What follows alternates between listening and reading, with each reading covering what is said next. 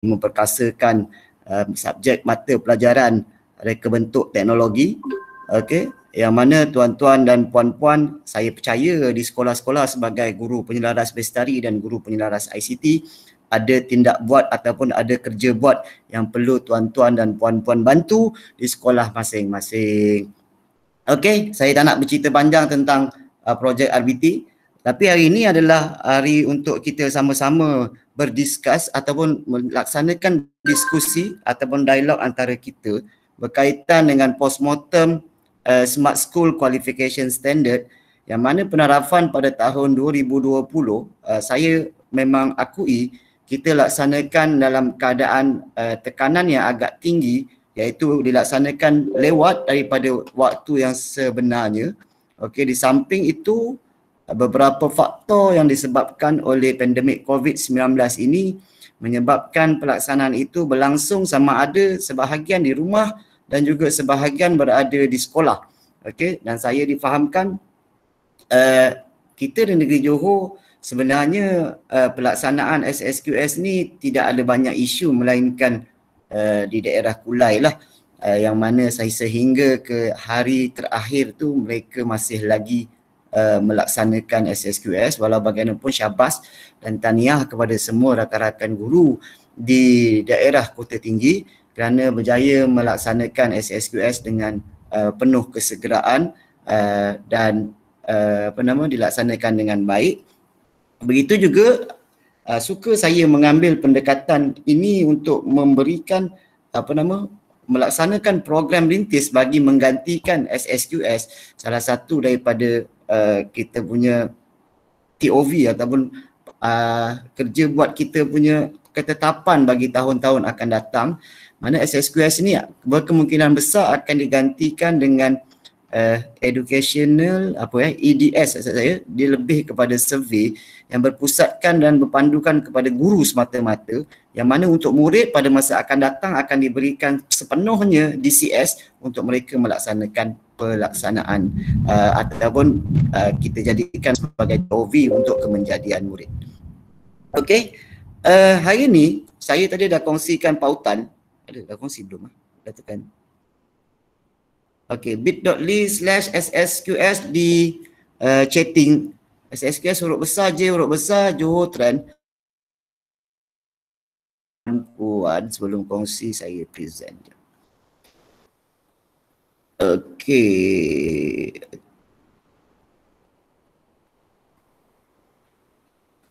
Ini adalah paparan, kalau tuan-tuan boleh tengok sendiri sebab saya pakai Chromebook ni kecil sangatlah.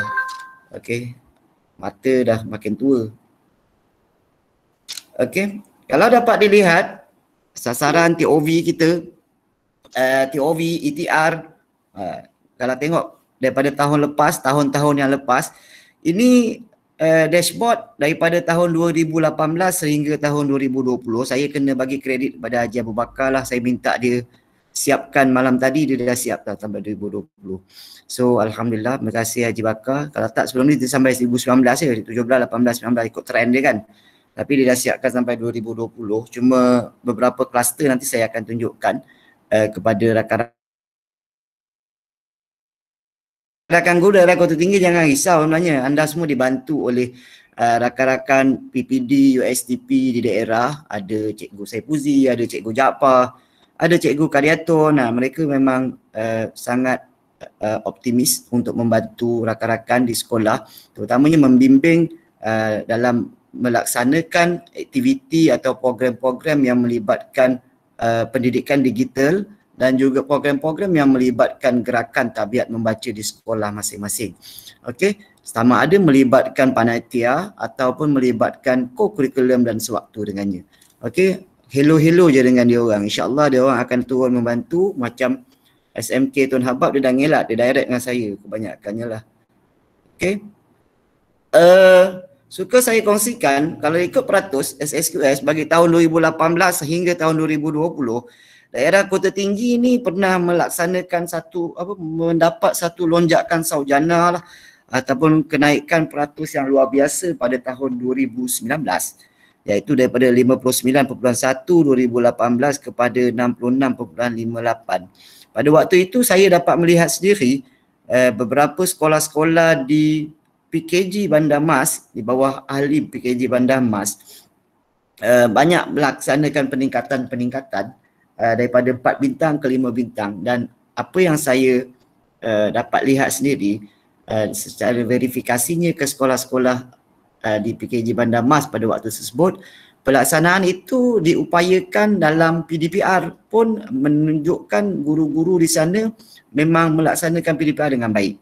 Okey, dibuktikanlah dengan verifikasi PDPR dengan baik, dan saya memantau SK Bandar Mas, saya belakang PKG Sungai Mas.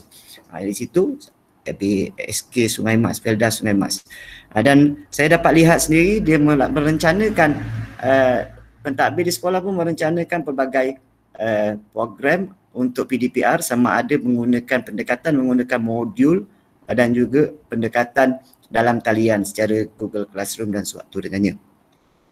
Okey, kalau dapat dilihat juga apabila diukur di dalam bintang SSQS pada tahun 2018 hingga 2020 bagi PPD Kota Tinggi ni, okey, peningkatan pada 2018 kepada 2019 dibantu oleh apa yang saya nyatakan tadi, rakan-rakan daripada sekolah-sekolah PKG Sungai Mas. Okey, kemudian yang menjadi kegusaran adalah kejatuhan atau penurunan peratus 2020 dan juga bintang bagi tahun 2020 dalam situasi yang agak mendadak, macam ingin kembali kepada 2018. Yang itu memang agak membimbangkan bagi kami di peringkat negeri lah sebenarnya. Dan suka saya melaksanakan proses filtering tadi, okey, dan apa yang dapat dilihat, kalau tak dapat lihat, tuan-tuan lihat skrin tuan-tuan sendiri, sebab skrin saya memang kecil. Bagi tahun 2020 hanya 3 sekolah PPD Kota Tinggi sahaja yang mencapai 5 bintang. Tahniah dan syabas saya ucapkan, iaitu SMK Tun Habab, SK Sri Saujana, SMK Tun Habab Cikgu Azrizawati, SK Sri Saujana Cikgu Ruben, SMK Air Tawar, ni baru masuk dalam kawasan ni. Ini memang tapi SMK Air Tawar ni sebenarnya lepas dia dapat PC baru memang saya nampak ada peningkatan yang baik. Terutamanya dalam DCS, dan murid-murid SMK Air Tawar ni Digital Competency Score menduduki ranking-ranking tertinggi di peringkat kebangsaan. Pencapaiannya tu, terutama murid tingkatan 3 kalau tak silap saya. Dan dalam ranking negeri Johor, daripada ranking nombor 1 sampai nombor 10, tak silap saya nombor 1 sampai nombor 7 tu daripada SMK Air Tawar sahaja semuanya. Okey, walau bagaimanapun syabas, tahniah kepada semua cikgu-cikgu, dan tuan-tuan boleh melihat sendirilah peratus markah yang sekolah-sekolah tuan-tuan dapat. Okey, dan yang mengejutkan, beberapa sekolah contohnya SK Laksmana, sebelum ni 5 bintang jatuh 4 bintang. SK Felda Lok Heng Selatan, sebelum ni 5 bintang jatuh 4 bintang. Yang ini calon-calon anugerah pembestarian sekolah dan anugerah pusat sumber sekolah bagi tahun 2019. Pada tahun 2020 dia jatuh. Yang itu memang kena buat sedikit postmortem lah di sekolah masing-masing, dan kita melihat sendiri apakah intervensi yang boleh dilaksanakan bagi tahun 2021 untuk mencapai penerapan yang lebih baik. Sungguh pun saya faham ini penerapan Kendiri, kerana penerapan Kendiri ini mewakili penerapan peribadi anda selaku penilaian bersepadu PPPP. Okey, kalau kita dapat 74%, adakah PBPP kita sanggup kita dapat 74%? Fikirkan. Bila penerapan Kendiri ini, kita menaraf diri sendiri. So taraflah diri sendiri dalam situasi dan keadaan yang paling baik. Okey. Kalau kita menaraf dalam keadaan tak baik, markah sebenar nanti akan mendapat lagi faham-faham je lah. Sebab tu tuan-tuan, penerapan Kendiri ini sebagai panduan untuk kami di peringkat negeri, peringkat kebangsaan melaksanakan verifikasi. Okey, andai kata memang diletakkan pada satu tahap markah yang tertinggi, biasanya kami akan minta justifikasi, dan biasanya tuan-tuan akan buktikan dengan evidence yang sangat mudah. Contoh paling mudah sebenarnya evidence adalah pada hari ini kita boleh laksanakan kolaborasi secara dalam talian menggunakan WhatsApp, Telegram dan sewaktu dengannya. Itu sebenarnya, tapi kebiasaannya bagi kami akan bantu membimbing apakah evidence-evidence yang boleh diletakkan sebagai penerapan sekian-sekian tersebut. Okey. Okey, so satu, yang kedua saya share this tab pula. Saya kongsikan tab bagi kluster E. Okey, kluster ini adalah kluster yang melibatkan murid sebenarnya. Nampak Saya macam cakap seorang-seorang Tapi memang nasib baik cakap seorang-seorang tu dah biasa. Nampak jalan terus. Alhamdulillah. Boleh, faham. Okey, saya tunjukkan dengan tuan-tuan dan puan-puan skor SSQS mengikut soalan. Soalan ni instrumen-instrumen yang diberikan dalam SSQS tersebut. Ini dalam kluster E. Kluster E ni soalan-soalan yang ditujukan lebih kepada murid dan juga guru lah. Guru, bukannya GPM, bukannya GPB. Okey. So, kalau dia ikut dari PPD Kota Tinggi, bagi kluster E ni 2018 3, 2019 3, tapi 2020 dia jatuh 2.52, memang agak rendah. Okey. Dan apa yang mengejutkan, saya pun sempatlah juga tadi buat ulang kaji tentang PPD Kota Tinggi ni. Yang paling mengejutkan adalah 2019 penggunaan internet untuk carian maklumat bagi pembelajaran dalam seminggu dalam kalangan murid, mereka meletakkan di bawah daripada 1 bintang markahnya, skornya. Memang sangat sedikit. Yang ini yang banyak menjatuhkan kita punya bintang. Berbanding dengan tahun sebelum iaitu 2019, 3 bintang 3.09 dan 2018 2.63. Okey, tapi sebenarnya ini tak relevan kerana kalau dapat dilihat sepatutnya 2019 2020 kita telah melaksanakan PDPR sebenarnya, dan mostly kebanyakan sekolah, saya ingat tu mengikut data yang dibekalkan oleh sektor pembelajaran, hampir 60% sekolah-sekolah yang melaksanakan PDPR secara dalam talian ataupun secara luar talian, yang menggunakan menghantar bahan menggunakan WhatsApp dan Telegram. Yang itu. Dan modul saya ingat ada beberapa sekolah je 30% ke 20% yang menggunakan modul. Okey. Tapi bila jawapan penerapan Kendiri ni, tengok penggunaan bahan dan sumber digital untuk penyelesaian tugasan dalam seminggu 0.81. Sudah saya cakap.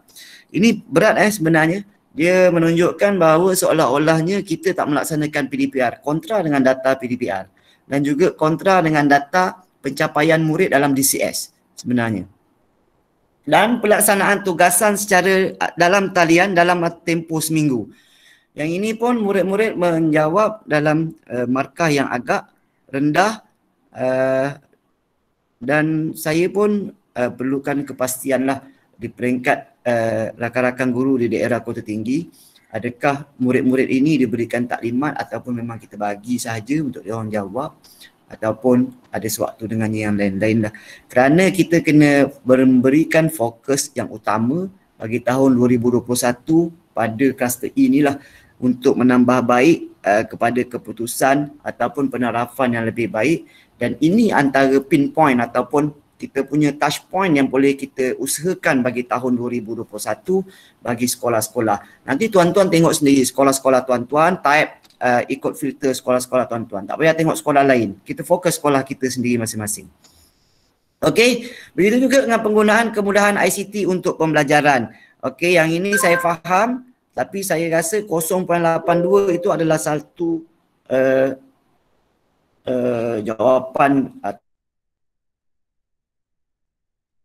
macam mana, bagaimana mereka tak boleh guna, mungkin mereka ini kemungkinan analogi saya menyatakan mereka menganggap mereka hanya menggunakan peralatan ICT di sekolah. Sebenarnya peralatan ICT itu adalah ruang lingkupnya sangat besar, bukan sahaja di sekolah, di rumah, di pusat internet dan sewaktu dengannya. Sebenarnya boleh digunakan, yang paling utama adalah untuk pembelajaran. Okey, saya percaya hari ini semua guna Google Lens. Anak saya pun dah pandai guna Google Lens. Terutama soalan bahasa Arab, dia punya nak cari translate, dia pakai Google Lens, dia tekan, dia ambil gambar, keluar. Okey. Dan saya percaya anak-anak orang lain pun sama. Okey, dia rembat telefon bapak dia sekejap, nak cari. Okey. Kemudian penggunaan alatan ICT untuk pembelajaran tadi samalah. Okey, walau bagaimanapun, ini yang ada sedikit kontra. Bilangan aplikasi yang digunakan oleh guru dalam melaksanakan pentaksiran bilik darjah dalam tahun semasa tu tinggi tau, 2.62. Tu saya heran, habis cikgu-cikgu guna aplikasi untuk bantuan murid-murid guna apa? Guna laptop cikgu ke? Heran juga saya. Sebab dia ada kontra kan antara murid jawab dengan cikgu. Okey. Kemudian bilangan aplikasi yang guru anda gunakan dalam melaksanakan pentaksiran bilik darjah. Yang ini murid jawab. Murid jawab 0.9. Maknanya dapat dilihat murid ni dia punya kepahaman dengan soalan-soalan instrumen ini adalah perlu diberikan perhatianlah pada tahun ini dan tahun akan datang. Kita tak boleh lagi lah bagi soalan macam tu secara terus kepada murid. Kita memang kena taklimatkan. Okey, saya nak pergi satu lagi kluster. Kluster ni sebenarnya bagi daerah Kota Tinggi sangat baik sebenarnya. Sebenarnya intervensi yang rakan-rakan guru laksanakan bagi tahun 2020 membantu peningkatan bagi kluster. Satu. Kluster, alamak perlahan pula naik internet ni, hujan ni. Kluster B, iaitu kepimpinan berwawasan. Alamak, wait.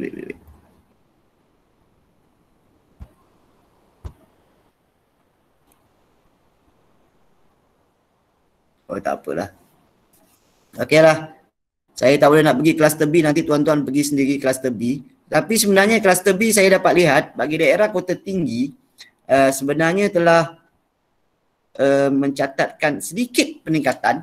Maknanya kefahaman bagi rakan-rakan pengetua guru besar di daerah Kota Tinggi telah menunjukkan sifat-sifat positif, yang mana sifat positif ini sebenarnya boleh dijadikan kekuatan kepada kita sebagai GPB, GPICT untuk melaksanakan program-program skala kecil dan program-program skala besar yang dapat membantu meningkatkan bukan sekadar penarafan SSQS tetapi meningkatkan kualiti sekolah dan juga kemenjadian murid di sekolah masing-masing.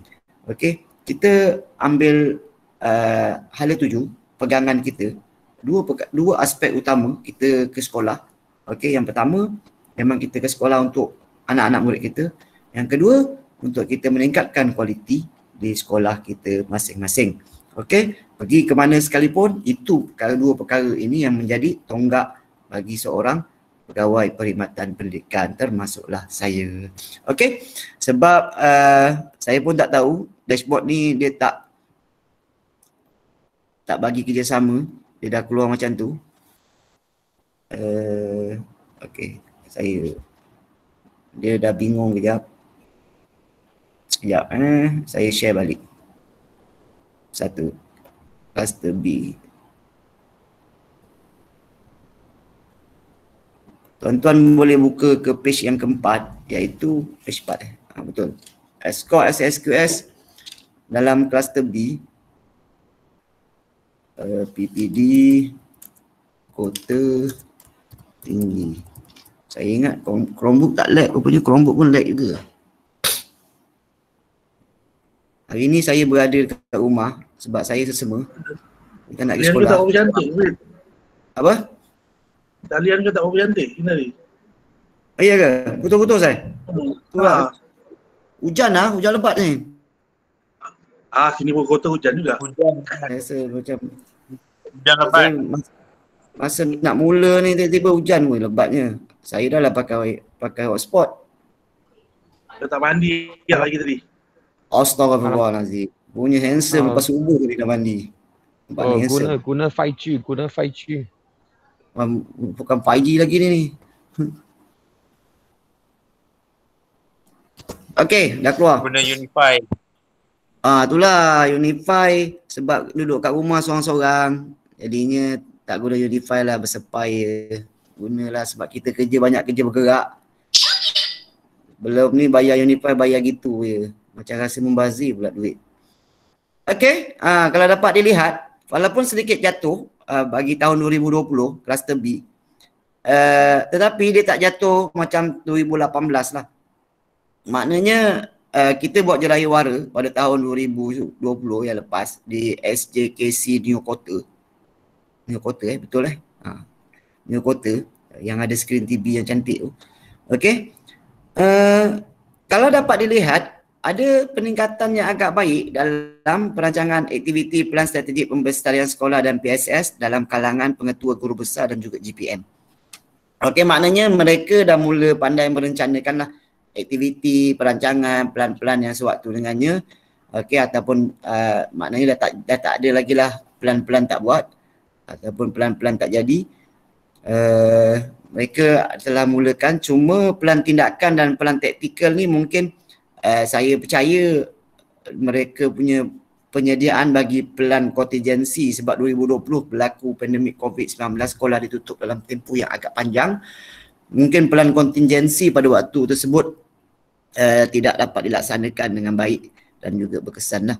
Dan bilangan aktiviti untuk mempertingkatkan kemudahan dan kemahiran ICT melalui perkongsian pintar juga memang saya percaya kurang terlaksana. Walau bagaimanapun sebenarnya itu adalah salah satu idea ataupun kebolehan untuk kita laksanakan secara dalam talian sebenarnya pada masa akan datang. Kita boleh rancang 3 sekolah, contoh yang dekat tu Datuk Ismail Sadun, SMK Aitawa, satu lagi sekolah apa yang dekat kat situ 3 sekolah tu bolehlah buat satu aktiviti ICT pun tak apa. Gunakan online pun semua boleh sebenarnya. Okey. Kemudian kolaborasi berkaitan ICT sebagai pengupaya dengan sekolah lain. Yang ini pun sebenarnya sepatutnya markahnya dah naik dah sebenarnya.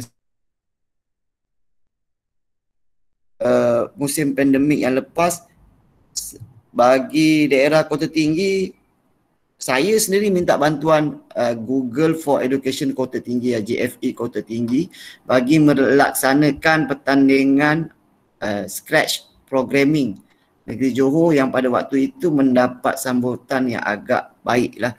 Yang kita nak menilai pun agak penat jugalah. Okey, dan tahun ini kita memberikan lebih banyak ruang, kita buat pertandingan video keselamatan cyber yang mana bukan sahaja peringkat negeri, kita panjangkan kepada peringkat kebangsaan. Dan alhamdulillah daerah Kota Tinggi juga diberikan amanah untuk menjadi tuan rumah.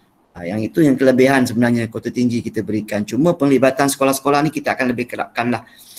Kalau nak kerapkan selalu sebenarnya bukan tak boleh. Musim pandemik ni pergerakan tu sangat terhad. So saya pun kena aturkan pergerakan lah rakan-rakan guru dan memastikan bahawa rakan-rakan guru yang nak bergerak tu sihat walafiat lah.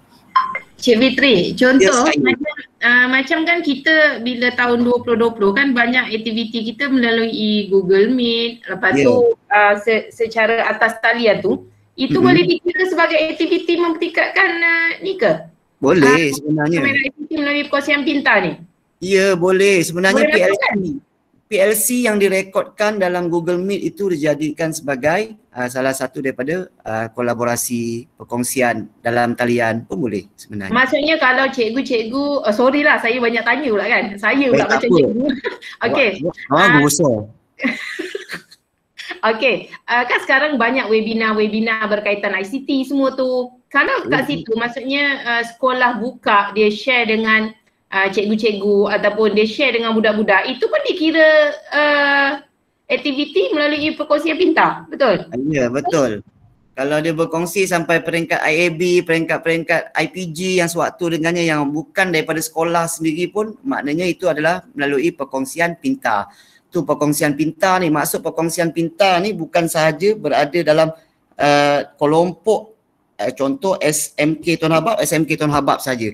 Bila masuk perkongsian pintar ni, dia melibatkan pelbagai agensi ataupun badan-badan yang lain sebenarnya. Kalau menggunakan medium WhatsApp, Telegram tu dengan maksudnya dengan orang lain tu pun dikira penggunaan perkongsian pintar ICT kan, kemana ICT kan? Dia sebab soalan-soalan B4 tu dia bilangan aktiviti untuk mempertingkatkan kemudahan dan kemahiran ICT melalui perkongsian pintar. Tapi saya setuju tu kalau webinar tu memang dimasukkan, memang betul. Webinar boleh, tapi kalau sharing dalam WhatsApp tu, contoh kalau kita sharing modul boleh. Modul kalau modul dalam PDF, kemudahan dan kemahiran ICT. Contoh macam semalam saya kongsikan infografik berkaitan dengan panduan guru dan panduan murid bagi keselamatan internet dan juga kewarganegaraan digital. Yang itu pun dikira sebagai perkongsian pintar. Saya letakkan dalam Facebook jabatan dan juga Telegram SSTP dan saya blast pada semua kumpulan-kumpulan. Itu sebagai satu perkongsian pintar. Dan dekat situlah mungkin kan Cik Fitri, saya rasa kebanyakan cikgu ataupun pentadbir masih kurang jelas berkaitan dengan itulah medium-medium yang digunakan, yang dikategorikan kita boleh buatkan sebagai perkongsian pintar tu mungkin kat situ kot. Wahal saya rasa semua sekolah, semua cikgu menggunakan benda-benda tu dan dia buat pun benda tu, cuma tak jelas benda tu kan. Betul. Nak kata tak jelas, dah jelaskan dah sebenarnya hari tu dalam Jayawara, tapi mungkin pada waktu tu guru besar je kan PGB. Cik Fitri, Jayawara tu yang dengar orang lain. Yang dengar kadang-kadang bukan guru besar yang pergi GPK. Lepas tu nanti yang isi form tu orang lain. Lepas tu yang pergi tu bukan admin, bukan guru ICT, yang pergi wakil, nanti yang isi orang lain kat situ tu jadi clash kat situ kot. Semalam saya dengar siapa cakap, Cikgu Azhar kot. Tapi dia kalau pengetua dia duduk depan, dia pengetua isi, dia duduk depan pengetua. Cikgu isi macam mana, pengetua tak faham, dia tukang bagi tahu. Sebab tu dia boleh ni.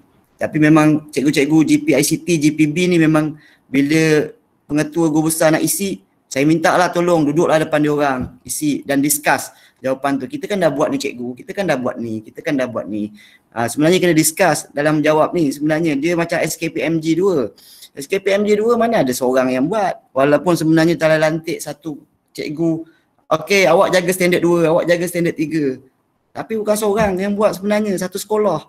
Kalau seorang yang buat parak SKPMG 2 dapat 2 bintang, sekejap lagi semua jemaah nazir datang berkampung pun korang tahu.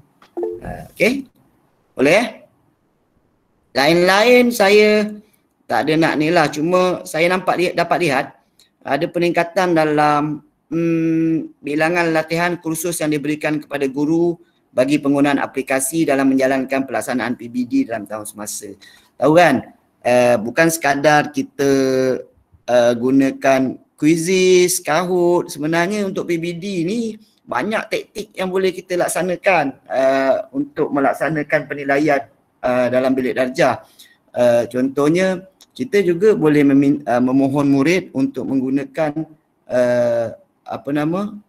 surat khabar dalam talian yang mana mereka boleh buat bacaan dan sewaktu dengannya, dan kita hanya membuat penilaian secara mendengar, listening bagi bahasa Inggeris lah. Pun boleh sebenarnya, banyak benda, banyak strategi yang boleh digunakan.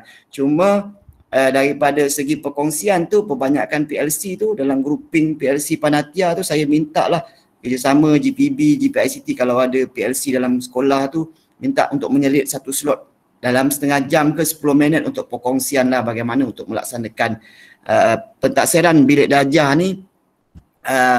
Memberi ruang dan peluang kepada cikgu berfikirlah, memberi idea. Okey, kita boleh buat macam ni. Itulah saja daripada saya. Okey. Kluster B habis. Nanti kalau saya cakap semua, Haji Bakar tak nak cakap. Jadinya saya cuma present yang ini. Tuan-tuan boleh tengok dekat pautan tadi saya dah kongsikan bit.ly/SSQS huruf besar J huruf besar O Johor Trend. Okey. Nanti boleh kongsikan dengan rakan-rakan cikgu. Jangan kongsi pautan. Saya nak kongsi macam ni lah. Kita kena buat apa, tindakan kita seterusnya. Itu yang penting. Kita dah capai tahap TOB apa dan kita nak pergi ETR mana. Yang itu kita kena kongsikan dengan rakan-rakan guru dekat sekolah, juga kepada anak-anak kita dekat sekolah, pada terutamanya kluster E tadi tu, untuk peningkatan pada masa akan datang. Dan kita gunakan instrumen itu sebagai benchmarking kita mengajar. Kalau kita ada kelas mana kita ngajar, contoh macam saya biasa ngajar matematik, saya memang ambil lah setiap dalam buku rekod pengajaran harian saya, memang saya akan masukkan lah elemen-elemen dalam instrumen tu lah untuk saya menerapkan instrumen tersebut sebagai pembuktian lah. Kalau kena verify, at least bukti ada pada kita lah selaku cikgu ICT, cikgu GPB. Okey, itu saja daripada saya. Tekak pun dah kering. Kalau tak puasa boleh minum sebab puasa. Jadinya saya minta maaf kalau ada kata ada salah dan silap. Saya serahkan kepada Cikgu Saifuzi balik untuk meneruskan acara. Terima kasih. Assalamualaikum warahmatullahi wabarakatuh dan salam sejahtera. Waalaikumsalam warahmatullahi wabarakatuh.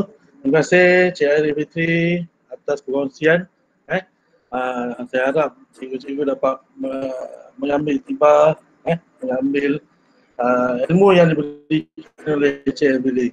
Okey, tanpa buang masa, saya persilakan Tuan Haji Abu Bakar untuk seterusnya. Silakan. Okey, bismillahirrahmanirrahim. Allahumma salli ala sayyidina Muhammad al-Fatih lima ulik wal khatim lima sabaq wa nasril haq bil haq wal hadi ila siratil mustaqim wa ala alihi wa sahbihi haqqa qadrihi wa miqdarihi azim. Assalamualaikum warahmatullahi wabarakatuh dan selamat sejahtera kepada semua rakan-rakan guru ICT, rakan-rakan penolong pegawai USTP PPD Kota Tinggi. Okay, pertama sekali saya nak ucapkan ribuan terima kasihlah kepada USTP PPD Kota Tinggi kerana sudi menjemput saya dan Cik Fitri untuk berkongsi apa yang boleh dikongsikan bersama rakan-rakan guru pada hari ini. Dan juga saya ambil kesempatan ni untuk kita mengucapkanlah Ramadan Al-Mubarak, Barakallahu lana fi syahr Ramadan kepada semua rakan-rakan guru yang beragama Islam terutamanya. Okey. So tak banyak apa yang saya nak sampaikan, cuma saya akan kongsikanlah beberapa perkara. Yang pertamanya berkaitan dengan strategi pendidikan digital. Sekejap saya share.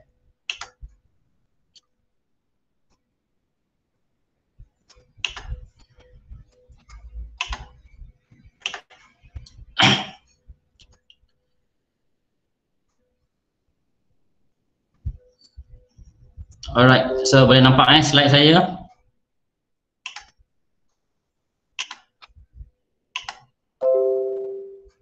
Belum keluar, pusing-pusing. Oh, belum keluar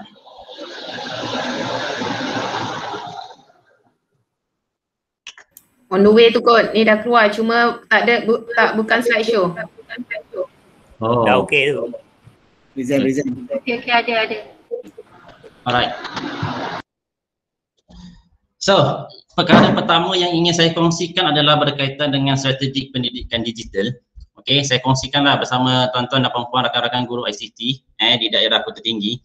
Okey, daerah pertama yang saya sampaikan secara langsung untuk tahun ini. Okey, so untuk pengetahuan tuan-tuan dan puan-puan, rakan-rakan cikgu-cikgu, cikgi-cikgi yang berada di Kota Tinggi, terutamanya guru-guru ICT, apakah takrifan bagi pendidikan digital?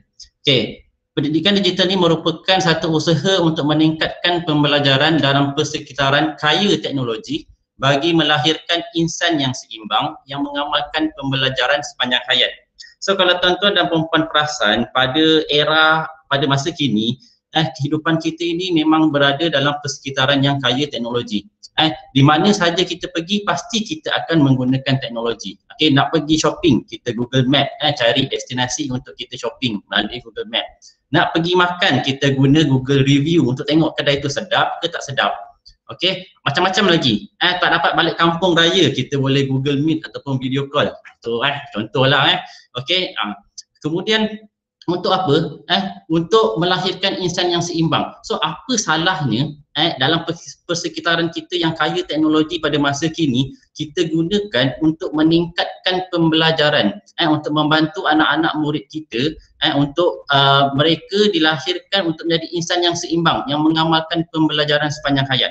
So dengan keadaan persekitaran yang kaya teknologi ini, kita tak naklah pelajar-pelajar kita hanya membazir kemudahan yang ada ini hanya untuk bermain game.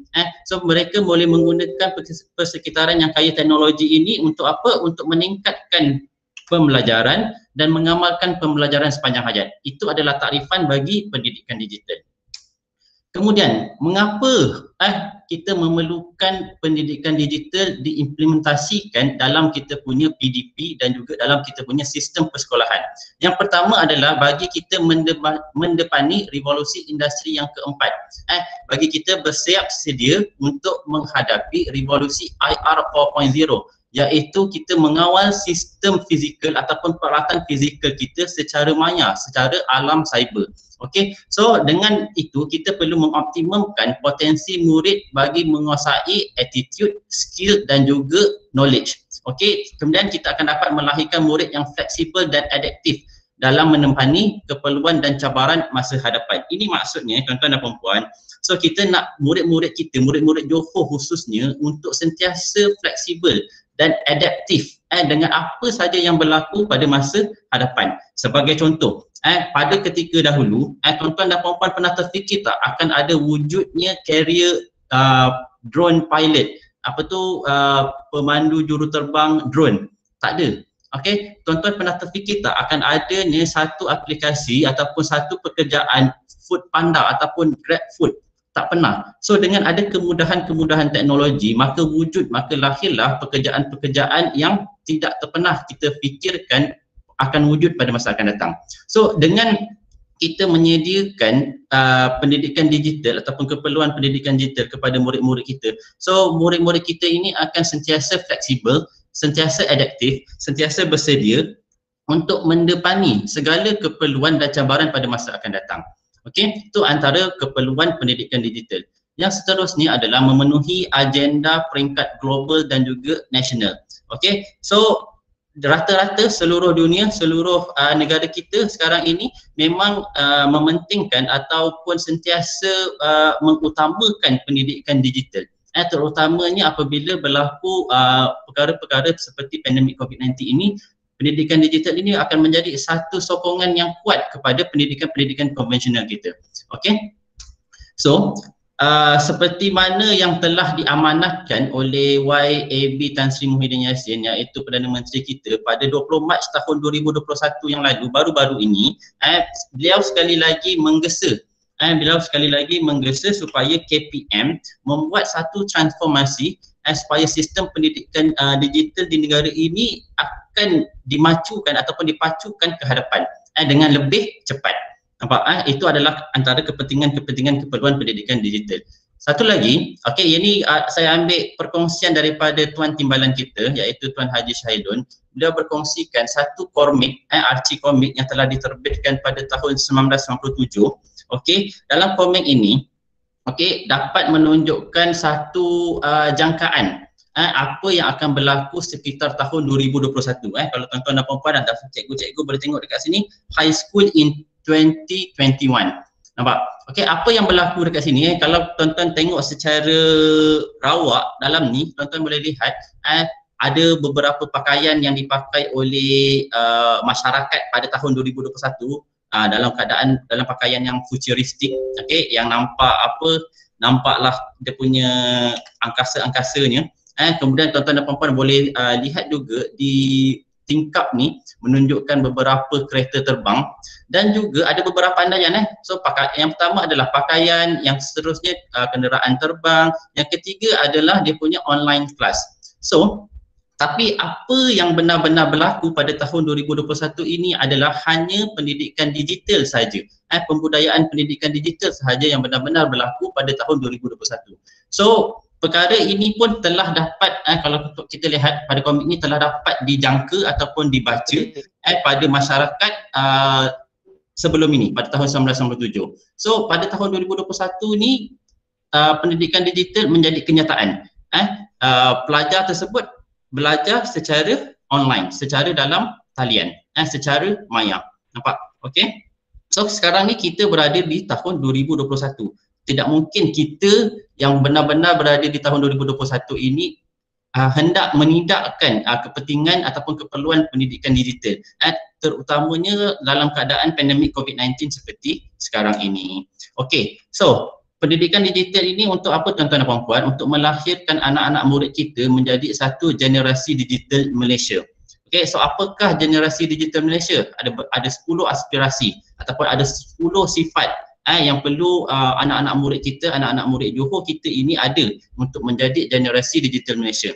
So saya baca secara lalu je lah. Ada 10, yang pertamanya berpengetahuan, fasih digital, kewarganegaraan digital, kritis, berfikiran kritis, kreatif, inovatif, sentiasa berkolaboratif, sentiasa berkomunikasi, kemahiran insannya dan juga mempunyai nilai. Okey, untuk penerangan lanjut, saya tak nak baca kat sini, tuan-tuan dan puan-puan boleh baca dan jelaskan sendiri kepada anak-anak murid tuan-tuan dan puan-puan. Okey, so evolusi pendidikan digital. So strategi pendidikan digital ni tuan-tuan dan puan-puan merupakan satu strategi terancang KPM yang saya jangkakan satu strategi terancang kerana apa? Kerana pendidikan digital ini lahir setelah berlakunya, setelah jalannya, setelah dilancarkan pembestarian sekolah.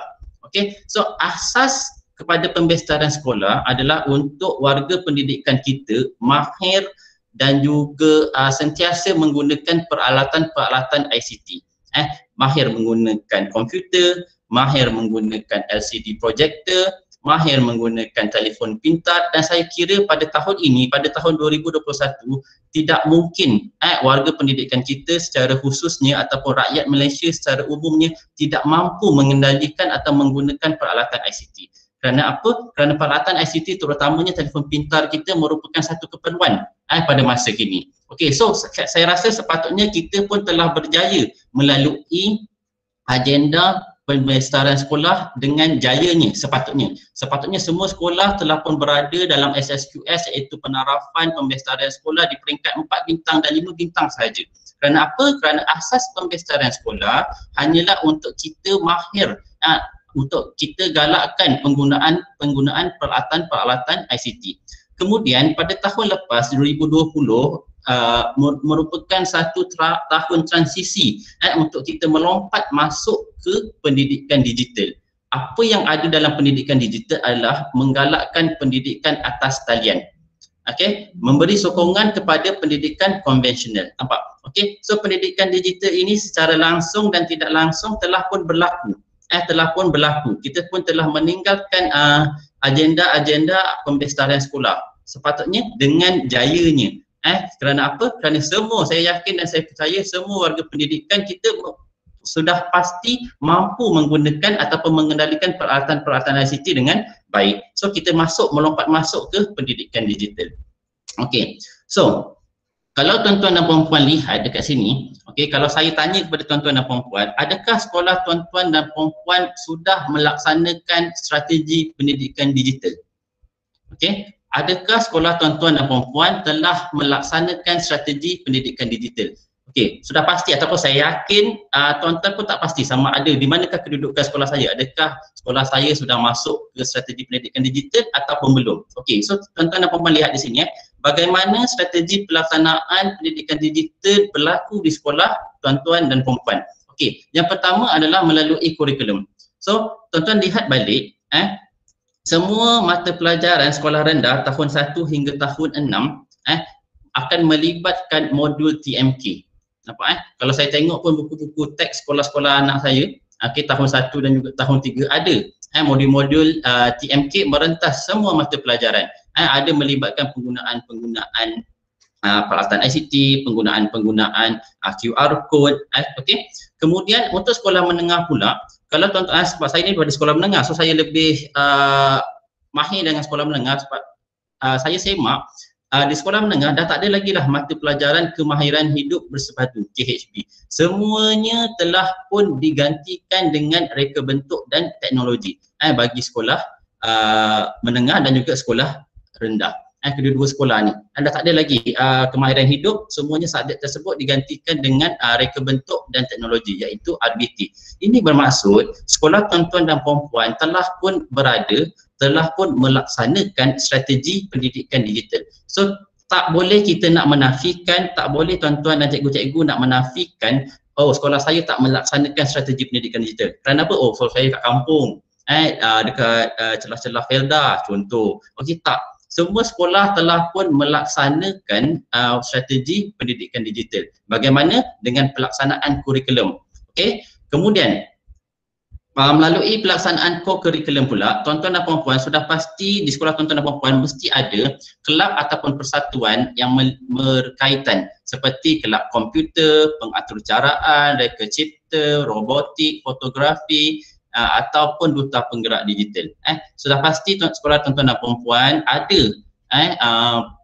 antara salah satu kelab ataupun persatuan yang saya nyatakan. Jika tiada adalah menjadi tanggungjawab tuan-tuan dan puan-puan untuk ciptakan, untuk wujudkan salah satu kelab ataupun persatuan yang saya nyatakan, untuk membantu murid-murid kita ini terlibat secara langsung dan tidak langsung dalam core curriculum melibatkan strategi pendidikan digital. Okey, yang terakhir perkongsian strategik. Okey, kita juga melaksanakan perkongsian strategik bersama MDEC, Cyber Security Malaysia. Tuan-tuan dan puan-puan sudah pasti mempunyai akaun Microsoft, akaun Google ataupun Apple, dan juga sekolah tuan-tuan dan puan-puan sudah pasti berkolaborasi antara sekolah.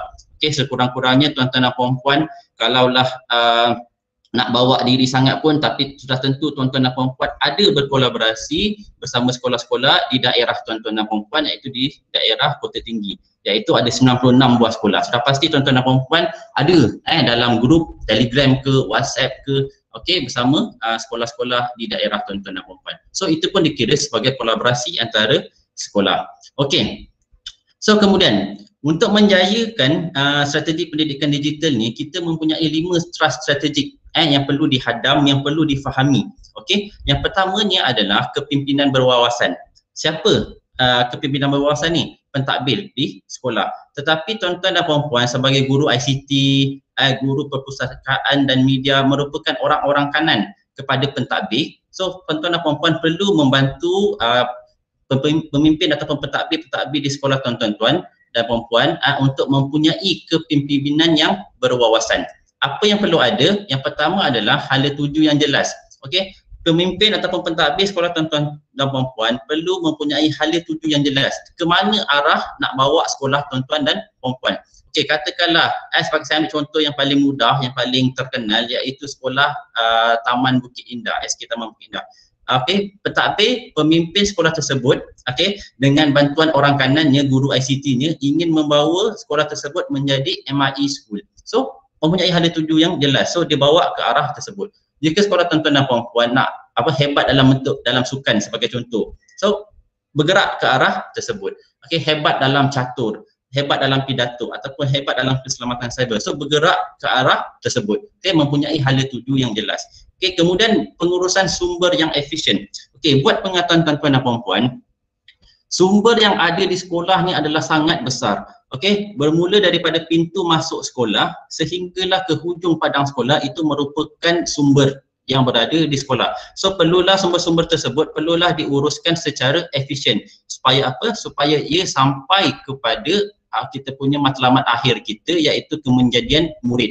Okey, membantu untuk menjadi kemenjadian murid. Kemudian perlu ada pembudayaan inovasi dan juga pembelajaran sepanjang hayat.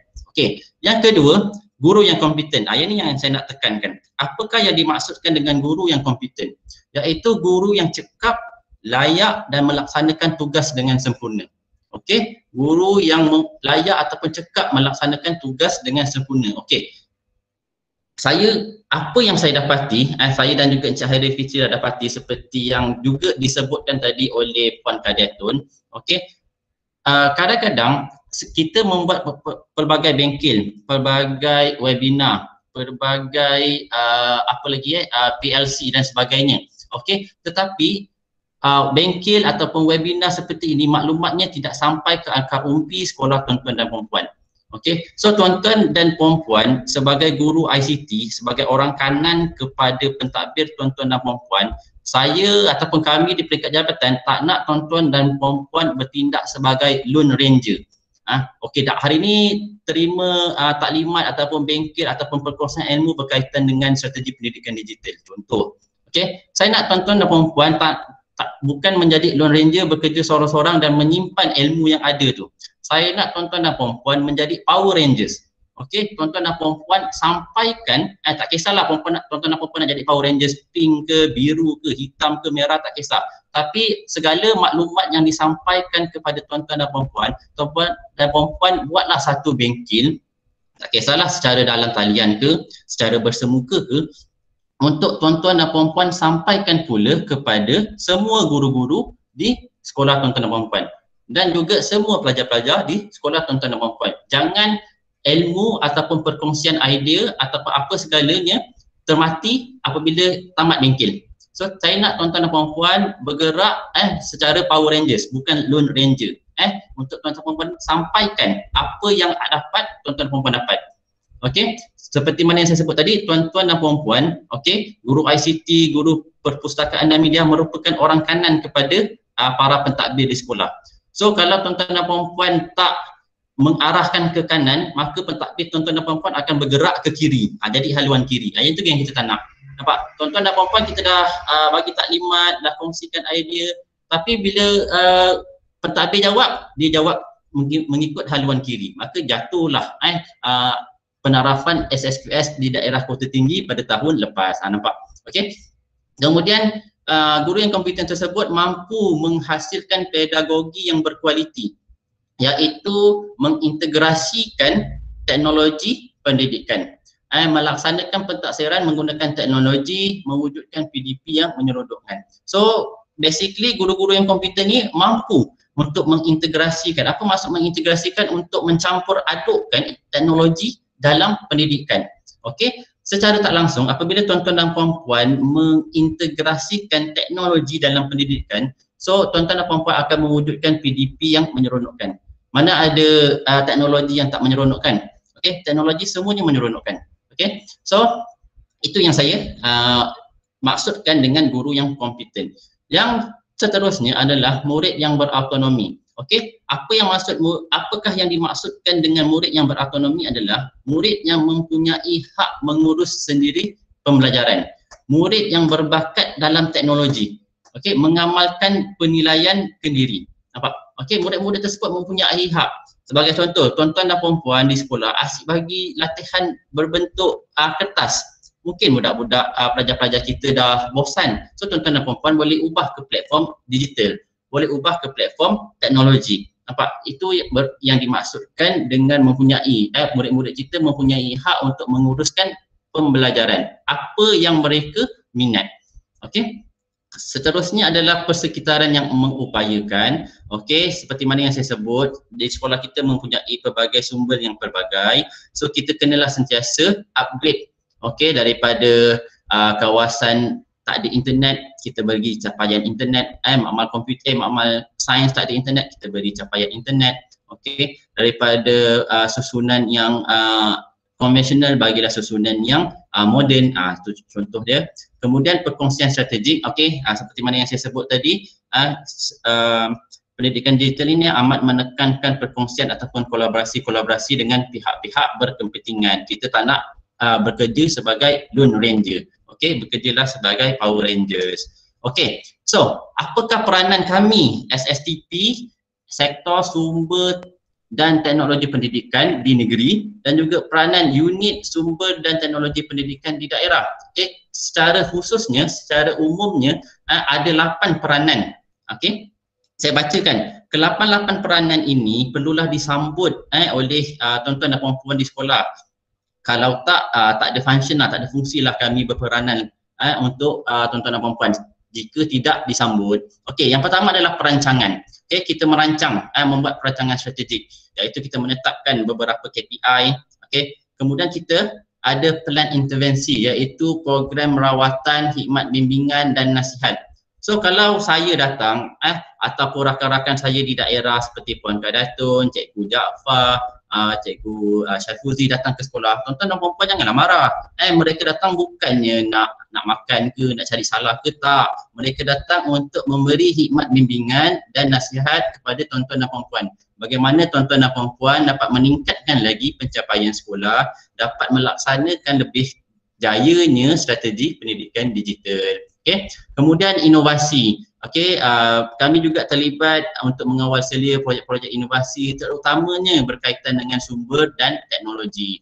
Kemudian pembangunan profesionalisme. Macam inilah apa-apa keperluan TNA, keperluan yang diperlukan di peringkat sekolah. So kita akan adakan bengkel dan juga latihan. Latihan tak semestinya dari kami SSTP ataupun USTP. Kami akan kumpulkan beberapa cikgu yang pakar untuk sampaikan kepada tuan-tuan dan puan-puan beberapa aplikasi yang diperlukan. So setelah disampaikan kepada tuan-tuan dan puan-puan, adalah menjadi tanggungjawab tuan-tuan dan puan-puan untuk sampaikan pula kepada ahli-ahli di sekolah masing-masing. Jangan biarkan ilmu ataupun perkongsian idea tersebut mati setakat habis bengkel saja. Yang tu kita tak nak. Kita nak semua perkongsian kita sampai ke akar umbi sekolah.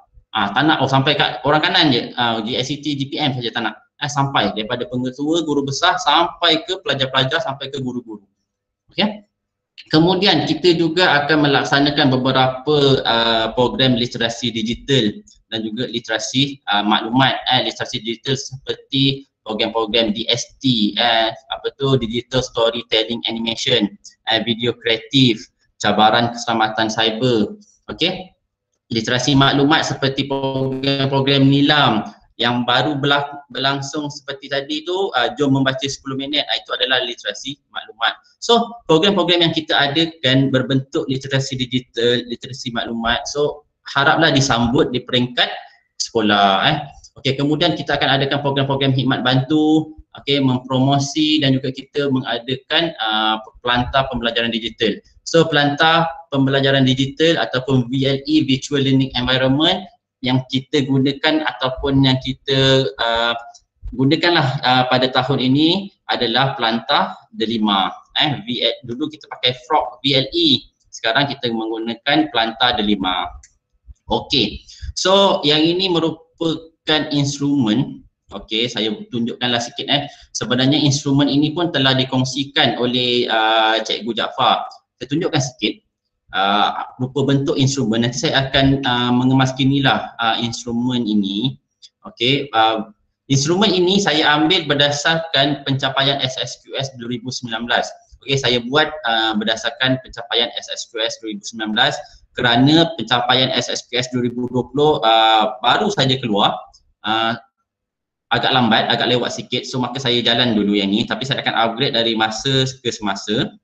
Okey, so instrumen khidmat bimbingan ni untuk pengetahuan tuan dan puan-puan, dia bukan hanyalah sekadar instrumen untuk kami dapatkan maklumat di peringkat sekolah. Okey, tetapi saya nak tuan-tuan dan puan-puan jadikan instrumen ini sebagai satu KPI, pencapaian sekolah tuan-tuan dan puan-puan. Sebagai contoh, nyatakan bilangan sekolah yang berkolaborasi dengan sekolah anda berkaitan ICT dalam tahun semasa. Okey, so KPI-nya, markah tertingginya adalah 5 sekolah dan ke atas. Nampak? So saya tak naklah tuan-tuan dan puan-puan menjadi katak di bawah tempuruk. Oh, saya tak naklah kawan dengan banyak-banyak sekolah, saya nak kawan dengan satu sekolah saja. Nampak? So KPI-nya adalah tuan-tuan dan puan-puan perlu berkawan dengan ataupun berkolaborasi dengan 5 sekolah dan ke atas. Di mana saya yakin dan saya percaya di daerah Kota Tinggi ada 96 buah sekolah kalau tak silap saya. So tuan-tuan dan puan-puan berkawan ataupun berkolaborasi secara langsung dan tidak langsung dengan 96 buah sekolah. So tuan-tuan dan puan-puan perlu tik 5. Nampak? Okey. Melainkanlah kalau tuan-tuan dan puan-puan tiba-tiba buat hal kena kick daripada grup Telegram Kota Tinggi, saya tak tahulah. Okey, tapi harapnya tidaklah. Okey. Kemudian sebagai contoh yang lain, okey. Contoh kat sini nyatakan tahap tertinggi pengiktirafan bagi aktiviti ICT. So kita ada zon, daerah, negeri, kebangsaan, antarabangsa. So tuan-tuan dan puan-puan boleh setkan KPI tuan-tuan dan puan-puan. Nampak seperti mana yang Cik Fitri sebut tadi, markah PBB tuan-tuan dan puan-puan. So kita dah bagi pilihan, markah tertinggi dekat sini antarabangsa. So tuan-tuan dan puan-puan seboleh-bolehnya carilah aktiviti, carilah pertandingan-pertandingan yang melibatkan antarabangsa. Kalau susah, targetlah kebangsaan. Janganlah kita target yang rendah. Oh, yang markah paling rendah zon. So saya nak join untuk zon sajalah. Nampak? Tak. So saya harapkan instrumen ini bukan hanya untuk tuan-tuan dan puan-puan isi untuk maklumat, tetapi instrumen ini dijadikan KPI, dijadikan sandaran, dijadikan harapan untuk tuan-tuan dan puan-puan laksanakan kerja buat tuan-tuan dan puan-puan di sekolah. Okey, so ada bermacam-macam lagi lah soalan peringkat. Tuan Haji Abu Bakar, saya tanya boleh? Boleh. Contohnya kalau macam sekolah saya, dia terlibat dengan catur peringkat antarabangsa secara online, itu boleh dikira sebagai peringkat antarabangsa kan? Ya, betul. Secara dalam talian nampak. Okey, satu. Terima kasih cikgu. Cikgu pada sekolah mana tadi? SK Datuk Usman Awang. SK Datuk Osman Amar. Okey, tanya cikgu yang pertama saya ucapkan dah sampai peringkat antarabangsa. Okey, ingat saya tunjuk sekali lagi. Nyatakan mana tadi? Pencapaian bagi aktiviti ICT. Okey, ingat. Tadi pertandingan catur secara dalam talian. Apabila secara dalam talian, sudah tentulah dia menggunakan peralatan ICT. So, dia juga merupakan aktiviti ICT. Nampak? So, peringkat antarabangsa. Nampak? Okey, so sekolah tadi tu dah ada dah capai dah KPI dia. At least sekurang-kurangnya ada tahap pencapaian di peringkat antarabangsa. Tuan Haji, ni sekarang ni kalau saya perhatikanlah adanya pertandingan dia orang buat dia rakaman video unit beruniform yang saya tengok baru-baru ni KRS, lepas tu ada unit beruniform lah. Dia buat dia rakam. Maksudnya itu pun memang kita boleh kira sebagai atas talian tu dikira sebagai penglibatan ICT lah kan, sebab dia buat atas talian, betul? Ya, betul. Kalau sebelum ni dia buat bersemuka tu tak termasuk lah kan. Tapi bila dia melibatkan atas talian saja, benda tu kita boleh masukkan lah, betul ke? Ya, betul. So sebenarnya apa sahaja aktiviti kita, apa sahaja aktiviti atau pertandingan yang kita libat ataupun yang kita anjurkan, sudah pasti ia menggunakan peralatan ICT. Okey, sebagai contoh tadi, kalau tadi pertandingan catur, okey, secara dalam talian. Kalau buat pertandingan catur secara bersemuka pun, adakah pengiraan markah itu semua dilakukan secara manual? Tak kan? Dia menggunakan peralatan ICT.